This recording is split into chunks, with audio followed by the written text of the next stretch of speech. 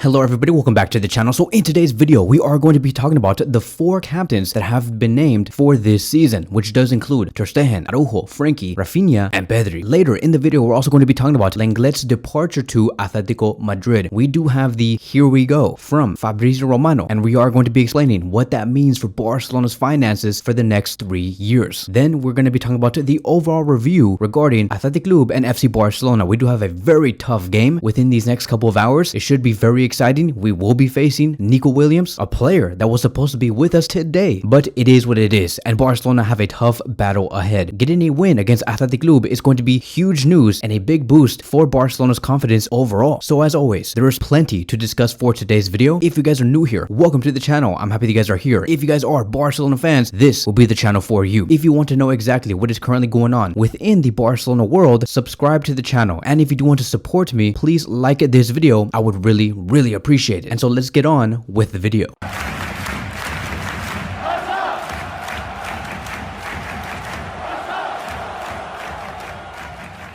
So let's talk about our brand new captains. It is Ter Stegen, Araujo, Frenkie, Rafinha, and Pedri. Honestly, I'm not surprised that these are our captains. Last season, we already had Araujo, Frenkie, and Ter Stegen as our captains. It is quite clear that Pedri has been the player to replace Sergi Roberto, who has left to Como. To see that Pedri is now going to be one of our captains, I'm honestly, again, not surprised, because Pedri has shown that he has the capability to lead the attack. We saw what he did against Valencia. He's very on demand with the ball. Every player likes to follow what Pedri is doing, and he believes what is right for the team, and usually 99% of the time he makes the correct decisions, which makes sense to me that Pedri should be as one of our captains. As for Frenkie, Araujo, and Ter Stegen, honestly, the reason why these 3 are even chosen is because they have longevity at the club. They have been here for a very long time. Araujo has been with us since 2019. He has a lot of say on what happens in the back line. Of course, with Ter Stegen, obviously, he has been with us since 2014. We're already marking 10 years with Marc-Andre Ter Stegen. He also has a huge say on what happens in the back line. As for Frenkie de Jong, once again, a player that has been with us since 2019. Even though he has not been the most reliable in terms of his physicality, because he does get injured a lot, Frenkie is still a veteran player. He's 27 years old, 28 years old. He knows how to dictate the midfield along with Pedri, and so this whole thing does make sense. The one thing that does surprise me though is Rafinha. Rafinha, I'm like, dude, like really? This Brazilian player, the one that joined us 2 years ago, he is going to be one of our captains? I mean, I guess, like if he's, going to be named captain, maybe I would understand, because he is on the older side. He's 27, about to turn 28 years old. He has a lot of experience, and I think that, once again, it could make sense. Maybe Hansi Flick liked the fact that he did perform well against PSG, right? He did lead the attack at that time with great confidence. Rafinha does not back down, and he's also a player that has played through multiple different positions, scoring goals, providing assists in whatever position or area he was placed in. So this whole thing about us naming these 5 players as our captains, what's crazy, and what I had just noticed, is that last year we had 4 captains. We're naming 5. So I'm just gonna assume that Rafinha is like the last resort. If Pedri, Frenkie, and Araujo or Ter Stegen ever get injured like at the same time, Rafinha will be our last one. But overall, I'm very happy. So now let's move on towards Lenglet. So like I have said, Lenglet has extended his contract with Barcelona for 1 more year until 2027, and he'll be leaving to Atletico Madrid on a straight loan. There is going to be no buy option, and Atletico Madrid will pay the majority of his salary. His medical test has already been booked, and he will be traveling to Madrid within the next couple of hours to become a Atletico Madrid player. So first of all, I want to thank Atletico Madrid for taking away Lenglet from us. I want to also thank Aston Villa and Tottenham for taking us away from this player, because this player here is just, sportingly, he does not provide enough, and he takes too much of our salary. So once again, I want to thank Atletico Madrid for doing us a favor. The second thing, Atletico Madrid really is truly a strong team this season, like for sure. The amount of players they have brought in this summer has been immense. They have completely reincarnated their whole team, rejuvenated the whole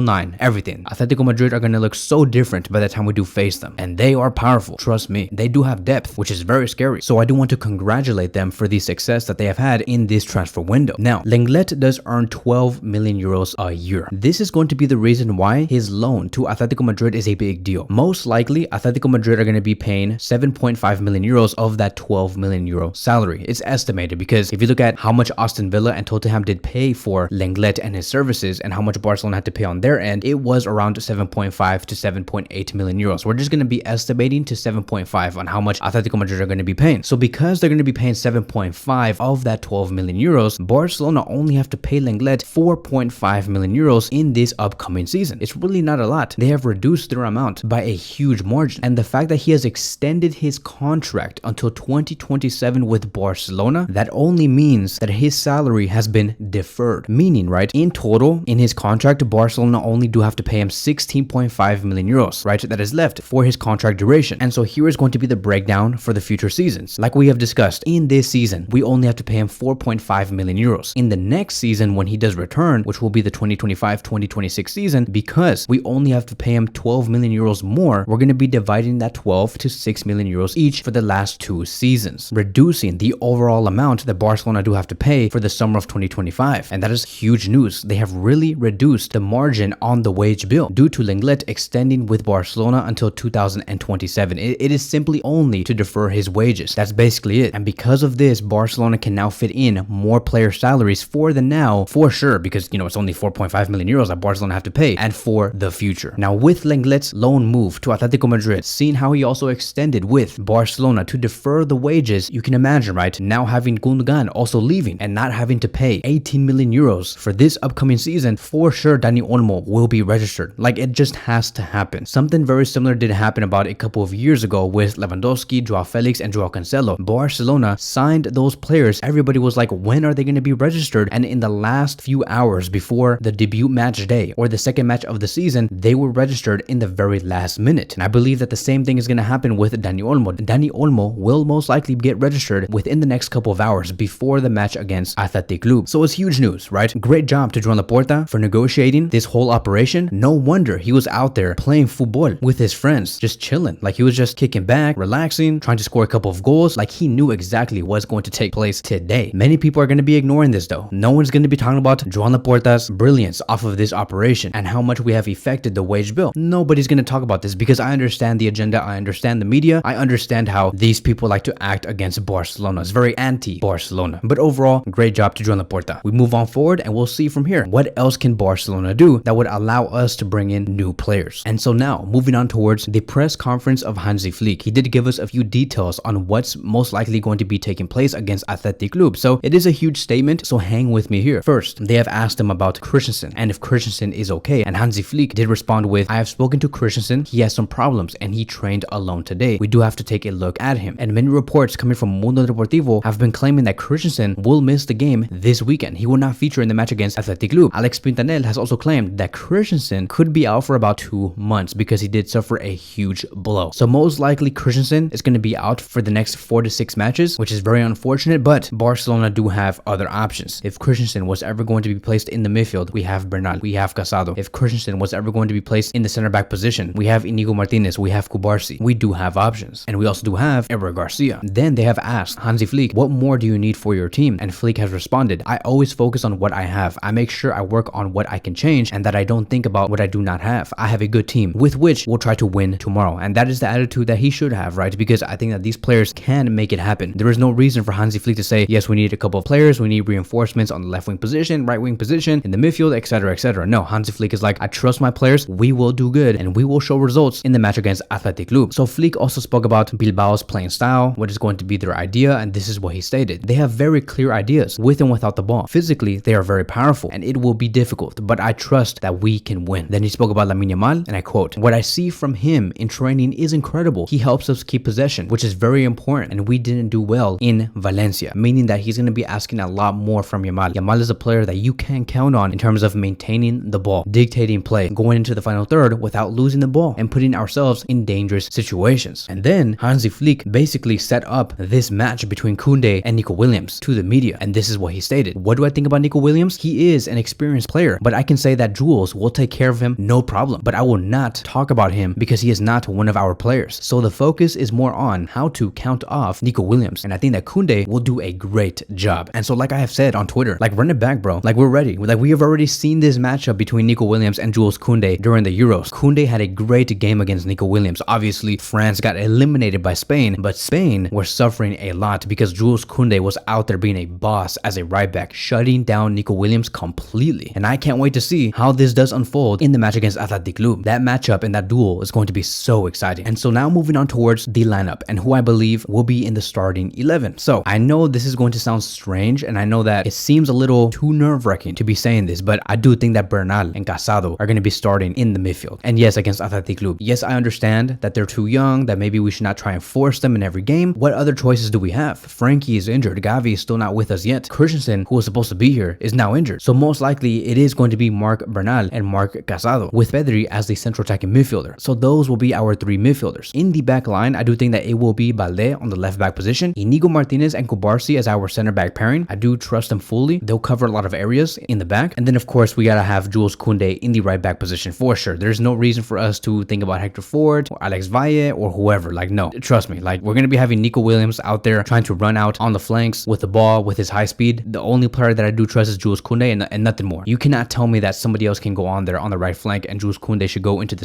center back position. No, we're good. Koundé, right back position. And then as for our attacking line, it's going to be Rafinha on the left wing position, Lamine Yamal on the right wing position, and Lewandowski as our striker. To be honest, knowing that Dani Olmo will most likely be registered, I would not be surprised to see Dani Olmo start on the left flank position. I know that many might say, but Kevin, you don't think that he needs more time to build chemistry? And I will tell you what chemistry. Like the chemistry already exists. Dani Olmo knows how to play with Pedri already. Like if you were to switch in for Rafinha, Dani Olmo can fit in like a glove because Pedri is going to be there. Yeah, Lamine Yamal is going to be there. Balde is also going to be right next to him. He knows these players. There is no such thing as like, oh, we gotta wait for him to gel and slowly implement him. No, Dani Olmo is gonna be like, oh yeah, it's kind of like me playing for Spain. It's the same thing. So if he does end up being registered, again, don't be surprised if you see Dani Olmo in the starting 11. And so that is it. That is going to be wrapping up today's video. Thank you guys so much for watching, and I will see you guys in the next one.